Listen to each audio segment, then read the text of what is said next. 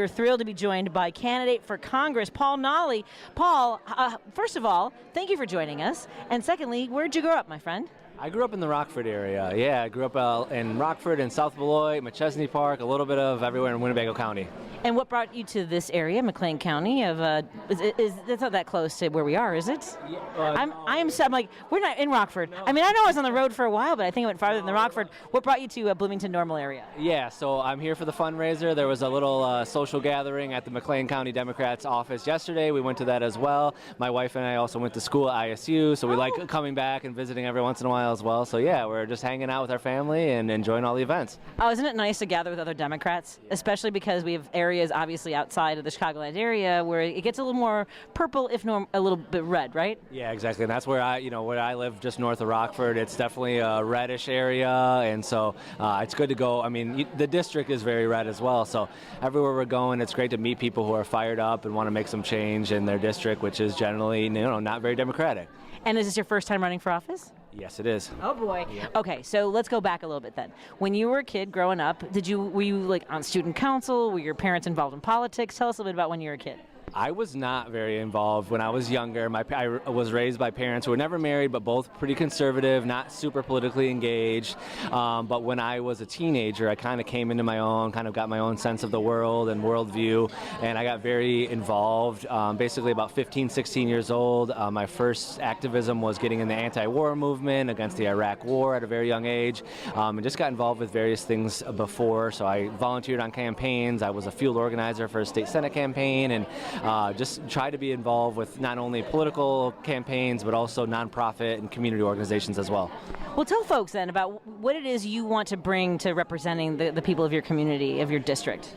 So I want to, for one, I want to get someone who I believe does not deserve to be in that seat anymore out of the seat, for one. I just don't think I think he's the worst type of politician that is out there. For two, my mission is to get blue-collar, working-class people back into the Democratic coalition. I'm from a working-class family. Neither of my parents had college educations when I was growing up. My dad was a mechanic. I want to bring people like that back into our coalition, because if you look at history, the Democratic Party and the movements that fueled the Democratic Party and pushed those leaders to make changes, it was working class, regular people. We are the ones that made the difference. We are the one that pushed them in the right direction and made them take the votes and make those actions that actually brought out policies like Social Security, making unions able to organize a union. So we need to have those people back in our coalition. We need to make sure that we are talking to their issues, their concerns, their priorities, and that also means calling out the elite, the billionaires, the tech companies while we're doing it, because the Democratic Party has been too weak on those issues for many, many years. And so part of my effort is to bring, get this guy out, but also bring back those people into our coalition by doing those type of things. I agree completely, because it's hard to explain, right? They tell you that when you're explaining, you're losing. Have they told you that as far as running for office? I've heard that before. Yeah. Right, and I think that's what I think Democrats maybe overthink it, because the facts are there. 26 billionaires own more wealth than 4 billion people, which is astounding to me. So as we're broadcasting here or recording here at the IBEW in McLean County, you're absolutely right. It is the working class that has made this country. The Democrats, regardless of where labor, kind of last year at the RNC and the Teamsters, it was hard to watch, because we continue to show up for workers. So you think let's talk about healthcare as one thing. It's unconscionable that we live in a country where you're kind of tied to your job, or you try to find a job that maybe will have health care, maybe it'll cover you. Tell us a bit about your perspective on access to health care. Well, I truly believe that in this time and place with our country, healthcare should be a human right. I believe that everyone deserves that. I mean, I think even people who have employer-sponsored healthcare, and that includes myself, which is from my wife, who's a union public school teacher, you don't even want to go in and use it, because you've got your deductibles and your co-pays. So even when you have quote-unquote good insurance, you don't want to use it unless you just have a ton of money and you're doing all right and you're not worried. I mean, that's how I feel. That's how my friends who have insurance feel. So So even the system that can provide decent quality care when you get a good provider and all that, most people don't actually want to go and use that. So I think we definitely have to make a change, whether that's public option, whether that's Medicare for all. I mean, we need to move in a direction where healthcare is a human right. It's a universal right that all people have access to. And like you said, for the fact that we have the wealthiest, most powerful nation in the history of the world, and that is not something that the average working class normal person can have, is insane, and it's shameful. Let me tell you a quick story. I haven't even told our listeners this because I just found out yesterday. My son has to have oral surgery. He has 6 impacted teeth that are in his jaw, right? So the surgery's on Tuesday. They called us yesterday and said your part of the payment is $4,600. Now I have to put that on a credit card. Can you imagine anybody else being able to, who can do that? No, I mean, you really cannot do that. You're drawing out whatever little savings you have, whether that's from your retirement, whether that's from your safety, your little safety pool of money for whatever, or you're looking to do a home repair if your roof goes out or whatever, right? I mean, most people, I forget what it is. It's 40, 50, 60% of the people can't afford a $500 emergency bill. They will go broke. They will go bankrupt. So to have $4,000, $5,000, I mean, and that's what scares me about trying to go get health care. If I even have something small and I'm worried about something, it's going to be $1,000, $2,000, $3,000, something like that. And you're already paying your premiums, right? And then it's insane. So I just think that it's corrupt. The insurance companies are making so much money. That whole system is terrible. So when did you decide to make this run for? I mean, you're starting at Congress for a congressional run. Tell us a little bit about this decision to run for office. I know that you said that the incumbent is somebody that just should not be there, but tell us a little bit more about what surrounded your decision. Yeah, so it started with a conversation with my wife and I, just having some time away from the kids, away from the housework, and we have both been very involved and engaged and have strong views, but we have careers and a house and a family and kids and all that, and we're like, after the election, we're like, whoa, what's going on? Our country is in a bad place. Let's do something. And so long story short, we're like, all right, we got to get back in the game.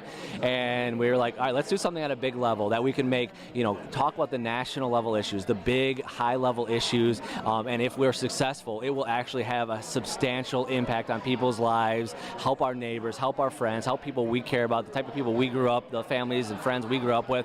And that's what came out of it. So we're trying to do this. We're unfortunately represented by Darren LaHood where we live, and so I'm like, all right, if we had someone that was better, okay, we would maybe do something different, but I was like, I believe I can do it. My family, my friends, organized labor are behind me. They believe in me, so that gave me the strength and confidence to go out and do this at this level, which I know is a little, wild to start with Congress, but I believe that I can make this change. I can help people. I can represent them in a meaningful, true, authentic way, and that's why I'm doing it. Now, I've run for state rep, right? Much lower, on the scale of job, much farther down on the ballot, down ballot, right? So people would always ask me, like, well, what'd you do before, right? What as though there's some sort of magical combination to represent the people in your community. That's not the idea. It is supposed to be people from the community representing each other. However, how do you answer that question when people ask, where'd you come from? What did you do before this? Well, for one, I'm from a working class family, so that's the people I'm from. It's working class mechanics, people who worked in restaurants, stuff like that. So that's kind of my background. For two, I have spent my entire career working for community organizations, trying to improve the lives of low-income, working-class people through organizations like the YMCA, Habitat for Humanity, United Way. I'm active in nonprofits as a volunteer, sitting on boards, getting involved as well. And I really care about people. That's my mom raised me that way. Even though her and I aren't totally aligned on all things, and she's supported me, of course, as my mom.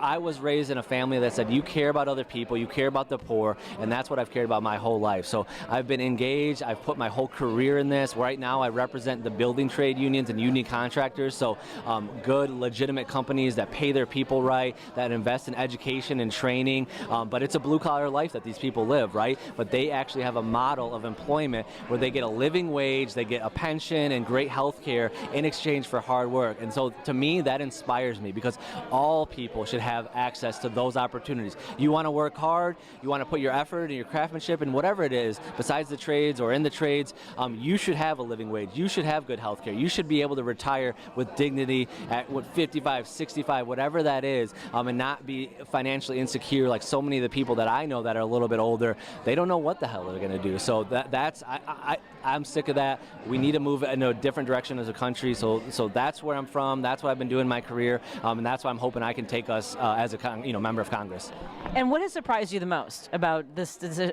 First of all, when did you decide to run, and what has surprised you the most in this process of running for office? So I decided in late February, early March is when it really got rolling, and I made the decision formally. And what has surprised me the most, for one, is just the busyness of the schedule. The district is crazy. It's a gerrymandered district, so just the travel and all that. And also, in a positive sense, what has surprised me is just how fired up people are when I go in and talk, and I just tell them out of my heart. I'm being authentic, I'm being my real, just like I am right now, and that message is resonating, and that they are fired up by it, they are inspired, they are believing in my message, what I stand for, and it has resonated in a way that has been, it's kind of shocking to me, and that's why it's kept me going. It's given me inspiration, it's given me drive. So I know people are ready for a change. I think that people are ready to change the Democratic Party, move that in a different direction, and that's what I've believed for years now. So I'm really excited, I'm really encouraged, I'm really grateful for all the support we've got, and I'm out there, I'm trying to do the thing right now, yeah. You are so enthusiastic. Now, I assume you know the three things that you have to ask at every event you go to, which is obviously you have to convince people for their vote.